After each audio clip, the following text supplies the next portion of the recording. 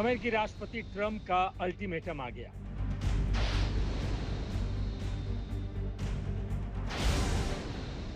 Putin पर भड़के Trump का गुस्सा बहुत हाई है।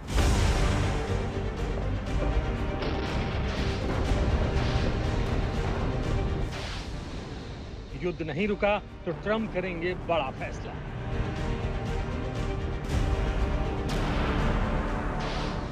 पुतिन से ट्रंप का बदला, महायुद्ध वाला हमला।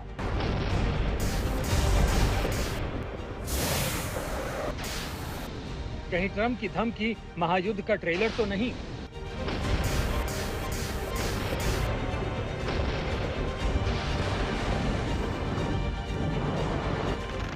अलास्का में पुतिन और ट्रंप की मुलाकात हुई। व्हाइट हाउस में ट्रंप की यूक्रेन के राष्ट्रपति के साथ साथ यूरोप के कई नेताओं के साथ मीटिंग हुई, लेकिन युद्ध रुकवाने के लिए हुई मीटिंग के बावजूद पुतिन और जेलेंस्की की मीटिंग तय नहीं हुई। रूस ने साफ कर दिया है कि जेलेंस्की के साथ मीटिंग का कोई मतलब नहीं है। रूस के इसी ऐलान पर अमेरिकी राष्ट्रपति ट्रंप का पारा हाई हो गया। ट्रंप ने दावा किया कि बातचीत के टेबल पर पुतिन और जेलेंस्की नहीं बैठे तो बड़ा एक्शन होगा। रूस को बहुत बुरे परिणाम भुगतने होंगे, यानी ट्रंप ने महायुद्ध के संकेत दे दिए हैं। तो क्या रूस यूक्रेन के सैन्य तनाव के बीच अमेरिकी राष्ट्रपति ट्रंप कोई बड़ा निर्णय ले सकते हैं? सवाल यही है कि ट्रंप की धमकी का मतलब क्या है। डिफेंस एक्सपर्ट्स मानते हैं कि यूक्रेन रूस में अमेरिका की सीधी एंट्री हो सकती है, क्योंकि ट्रंप पहले ही ऐलान कर चुके हैं कि रूस पर कड़े प्रतिबंधों का असर नहीं है। अगर नए प्रतिबंध भी लगाए गए तो भी रूस और यूक्रेन युद्ध रुकने वाला नहीं है। ऐसे में संभव है कि रूस पर दबाव बनाने के लिए सैन्य विकल्पों को चुने, जिसमें अहम किरदार है यूक्रेन में अमेरिकी सैनिकों की तैनाती के साथ लड़ाकू विमानों को तैनात करना। इसके साथ ही यूक्रेन को विनाशक हथियारों की सप्लाई बढ़ा सकते हैं। वहीं दूसरी तरफ ट्रंप नेटो मुल्कों को भी यूक्रेन में लड़ाकू विमान तैनात करने को कह सकते हैं। अगर ऐसा हुआ तो यूक्रेन रूस युद्ध को विश्व युद्ध में बदलने से कोई रोक नहीं सकता। दरअसल ट्रंप की यह धमकी रूस के उस बयान के ठीक बाद आई है जिसमें जेलेंस्की के साथ मुलाकात को सिरे से खारिज कर दिया गया। रूस ने पुतिन और जेलेंस्की में मुलाकात को लेकर बड़ा बयान दिया था। रूसी विदेश मंत्री लावरोव ने कहा है कि पुतिन तो जेलेंस्की से बात करने को तैयार हैं, लेकिन यूक्रेन की मौजूदा सरकार और मौजूदा राष्ट्रपति जेलेंस्की की वैधता पर सवाल उठा रहे हैं। दावा किया गया है कि युद्ध विराम के किसी समझौते पर वैध राष्ट्रपति ही दस्तखत कर सकता है। अगर जेलेंस्की किसी समझौते पर दस्तखत करते हैं तो वो मान्य नहीं होगा, क्योंकि आज की तारीख में जेलेंस्की यूक्रेन के वैध राष्ट्रपति नहीं है। रूस का आरोप ये भी है कि यूरोप के कुछ नेताओं की शय पर जेलेंस्की युद्ध रुकवाना नहीं चाहते हैं, जबकि यूक्रेन के लोग युद्ध विराम चाहते हैं। रूस के इस दावे पर अमेरिकी राष्ट्रपति ट्रंप ने बड़ा दावा किया है।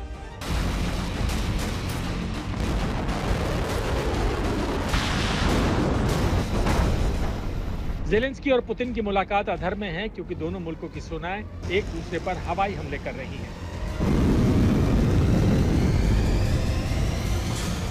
अब तो पुतिन की सेना ने अलास्का के करीब अपना जासूसी विमान तक तैनात कर दिया है। रिपोर्ट्स के मुताबिक रूस के जासूसी विमान का सामना अमेरिका के लड़ाकू विमान से हुआ। North American arrow defence command के मुताबिक बीते रविवार को रूस के जासूसी विमान को अलास्का के एयर डिफेंस जोन में देखा गया। नाराड ने अपने बयान में कहा है कि अलास्का के पास रूस का IL-20 कूट विमान देखा गया। ये शीत युद्ध के वक्त का एक जासूसी विमान है, जिसे रूसी सेना खुफिया जानकारी जुटाने के लिए इस्तेमाल करती है। मतलब यही है, रूसी सेना अमेरिका पर नजर रखे हुए है, क्योंकि पहले से ही ट्रंप के ऑर्डर पर अमेरिकी सबमरीन रूस के करीब तैनात हैं। ये वही सबमरीन है जिसके जवाब में पुतिन ने अपनी परमाणु पनडुब्बी को अलर्ट मोड पर रखा है। वहीं दूसरी तरफ बेलारूस के राष्ट्रपति लुकाशेंको भी खुलासा कर चुके हैं कि कीव पर पुतिन सबसे विनाशक मिसाइल ओरेश्निक से हमला कर सकते हैं। ये रूसी सेना के मिसाइल बेड़े में सबसे खतरनाक मिसाइल है, जिसका तोड़ न तो यूक्रेन के पास है, न ही अमेरिकी एयर डिफेंस सिस्टम पुतिन की ओरेश्निक मिसाइल को रोकने में सक्षम है। दरअसल रूस की हाइपरसोनिक मिसाइल ओरेश्निक से अमेरिका भी खौफ खाता है। इस बात को रूसी मीडिया को दिए इंटरव्यू में पेंटागन के पूर्व सुरक्षा विश्लेषक माइक मालूफ ने कबूल किया है।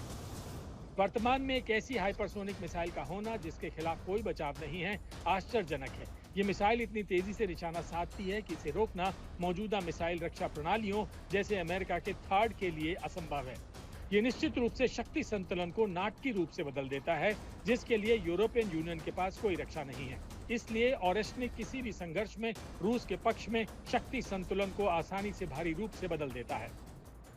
मतलब यही है, पुतिन की विध्वंसक मिसाइल ओरेशनिक को रोकने की ताकत ना तो अमेरिकी एयर डिफेंस सिस्टम के पास है, ना ही नेटो मुल्कों के पास। पुतिन पहले ही ऐलान कर चुके हैं कि बेलारूस में अपनी विनाशकारी मिसाइलों को तैनात करने वाले हैं। आखिर इस मिसाइल से यूरोप और अमेरिका को डर क्यों लगता है, आपको बताते हैं। रूस की नई विनाशक मिसाइल 12,348 किलोमीटर प्रति घंटे की रफ्तार से हमला करती है, जो किसी भी मिसाइल डिफेंस सिस्टम को चकमा देने के लिए पर्याप्त है। अगर रेंज की बात करें तो ये 1000 से 5500 किलोमीटर दूर तक मार कर सकती है, यानी ये एक झटके में यूरोप और पश्चिमी अमेरिका तक पहुंचने में सक्षम है। सबसे खतरनाक ये है कि पुतिन की विनाशक मिसाइल परमाणु वॉरहेड्स ले जा सकती है, और तो और एक साथ कई ठिकानों को निशाना बनाने की क्षमता रखती है।